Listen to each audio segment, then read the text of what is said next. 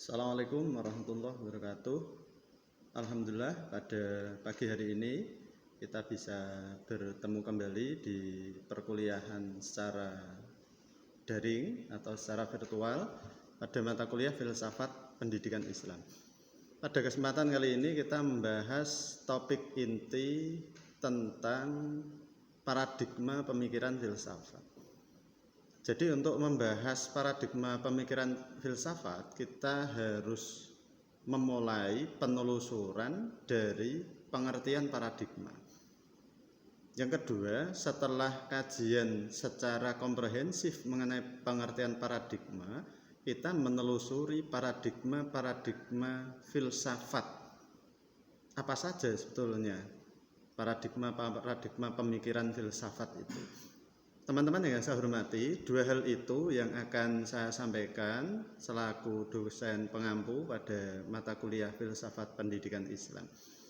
Jadi paradigma, jika kita telaah dari berbagai literatur, dapat kita ketahui bahwa paradigma itu sebagai cara pandang. Jadi paradigma itu adalah sebagai cara pandang.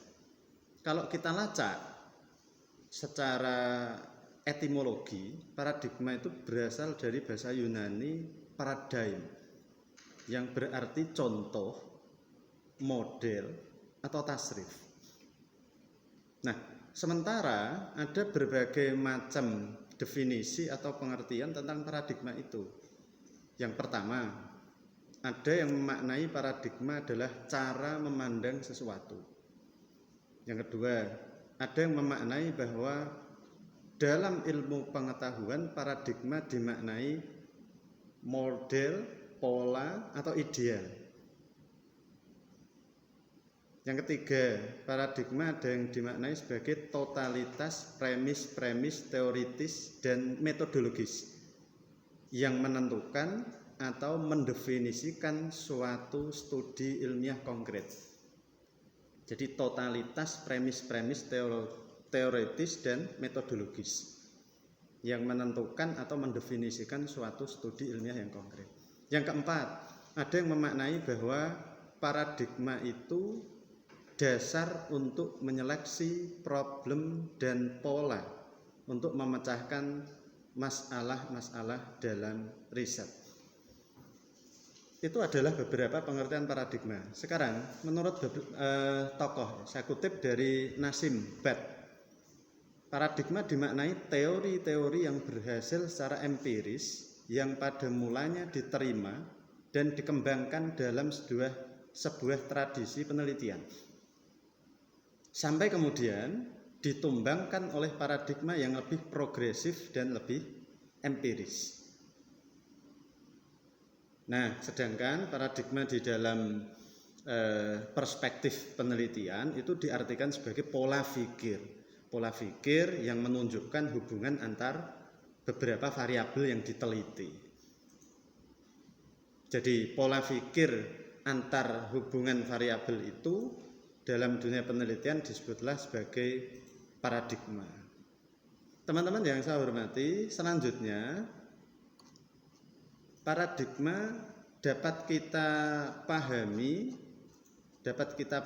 ada berbagai macam paradigma. Misalnya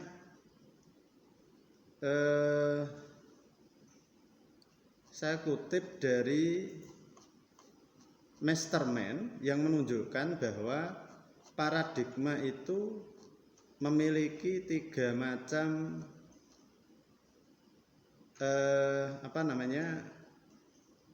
tiga macam hal yang mendasar. Tiga macam hal yang mendasar. Yang pertama, ada yang disebut paradigma metafisik. Ini klasifikasi menurut Masterman. Paradigma metafisik, paradigma yang mengacu pada suatu yang menjadi pusat kajian ilmuwan. Yang kedua, paradigma sosiologi. Paradigma yang mengacu pada suatu kebiasaan sosial masyarakat atau penemuan teori yang diterima secara umum. Yang ketiga, paradigma konstruk, yakni sebagai suatu yang mendasari bangunan konsep dalam lingkup tertentu, dalam lingkup keilmuan tertentu. Nah, itu pembagian atau klasifikasi paradigma menurut Masterman. Ada metafisik, sosiologi, konstruk. Sedangkan menurut Muhammad Adib dalam buku Filsafat Ilmu ada 4 paradigma ilmu. Ini yang sangat populer sekali, yakni ada paradigma positivisme, post-positivisme, critical theory, dan konstruktivisme.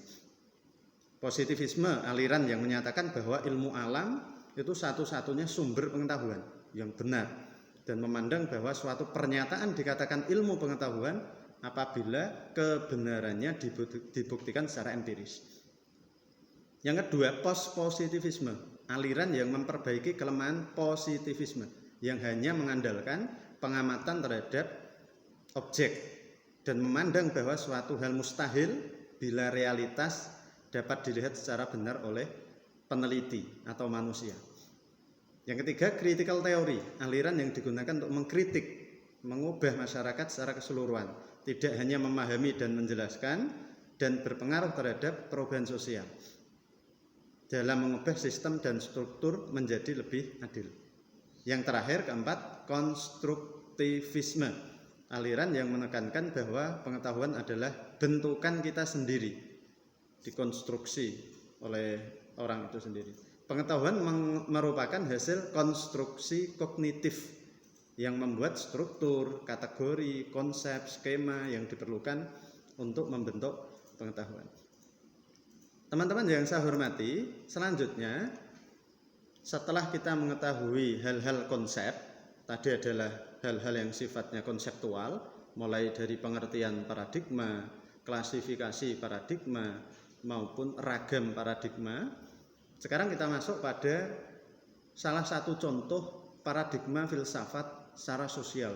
Saya kutip ada 3 di sini. Pertama, paradigma moral teologik.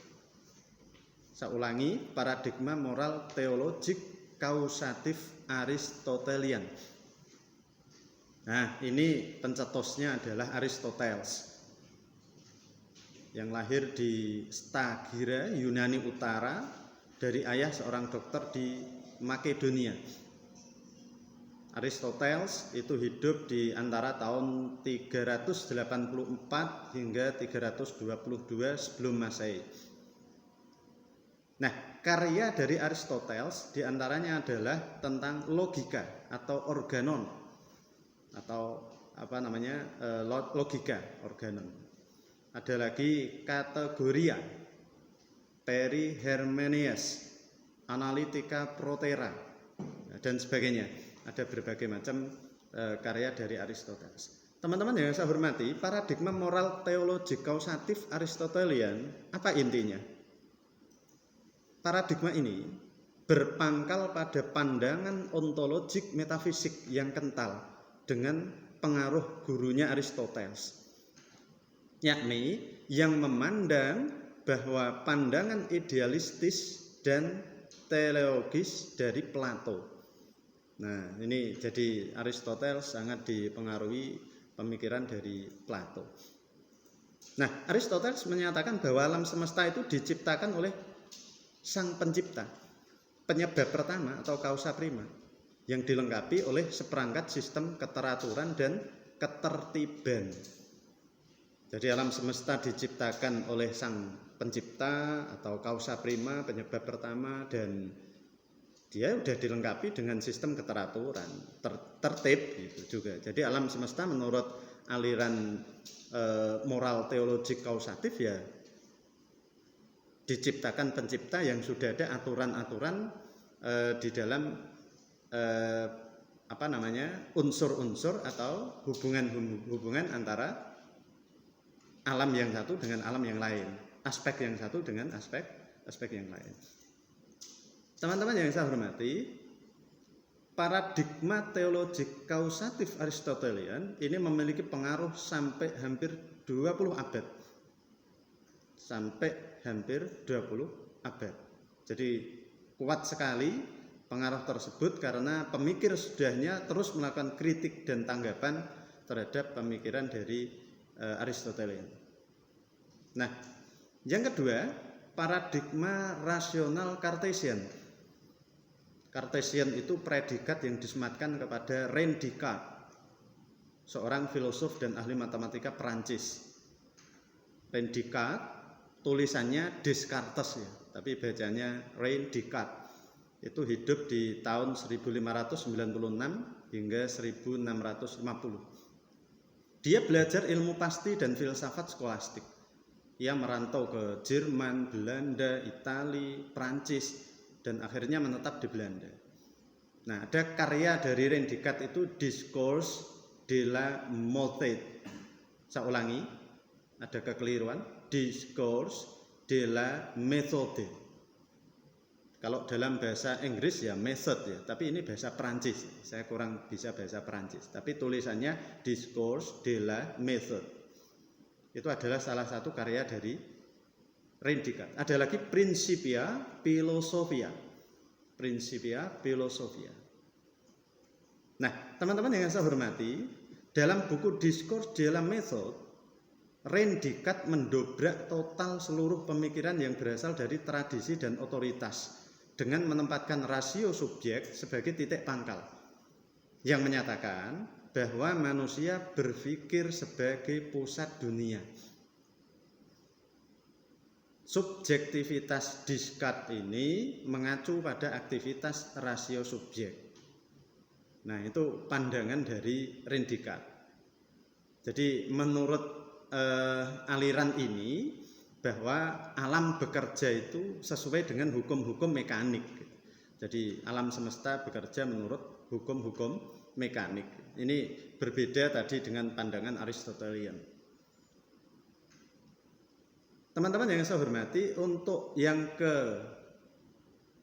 berikutnya, garis besar dari aliran René Descartes ini adalah satu, menekankan akal sebagai sumber utama pengetahuan. Yang kedua, hanya pengetahuan yang diperoleh melalui akal yang memenuhi syarat disebut ilmiah. Yang ketiga, pengalaman hanya dipakai untuk mempertegas pengetahuan. Nah, ini ciri atau indikator dari aliran dari René Descartes. Selanjutnya adalah pandangan saintifik Galilean. Nah, ini mengacu pada pemikir Galileo Galilei, lahir di Pisa di Italia. Beliau hidup tahun 1564 hingga 1642. Ia mengajar di Universitas Pisa di Italia. Ada tulisan atau karya dari Galileo, diantaranya Letter to the Grand Duchess Christina. Ada The Assayer. Nah, di antara pandangan dari ontologi metafisik Galileo itu digambarkan bahwa alam semesta itu tidak harmoni. Nah, ini berbeda dari paradigma yang pertama dan kedua. Alam semesta itu tidak harmoni, tidak serasi, tidak selaras, tapi dia seperti unsur-unsur yang beragam dan penuh kesemrawutan atau chaos, bagai berserakan dedaunan yang jatuh dari pepohonan di musim gugur. Nah, ini ya pandangan dari Galileo seperti itu. Jadi alam semesta tidak harmoni, tapi terdiri dari berbagai unsur yang ya beragam dan bisa menimbulkan chaos. Teman-teman yang saya hormati, itu sekilas tentang pemikiran paradigma pemikiran filsafat. Nah, untuk filsafat pendidikan Islam, saya tugaskan teman-teman untuk melacak beberapa tokoh dari paradigma pemikiran filsafat pendidikan Islam.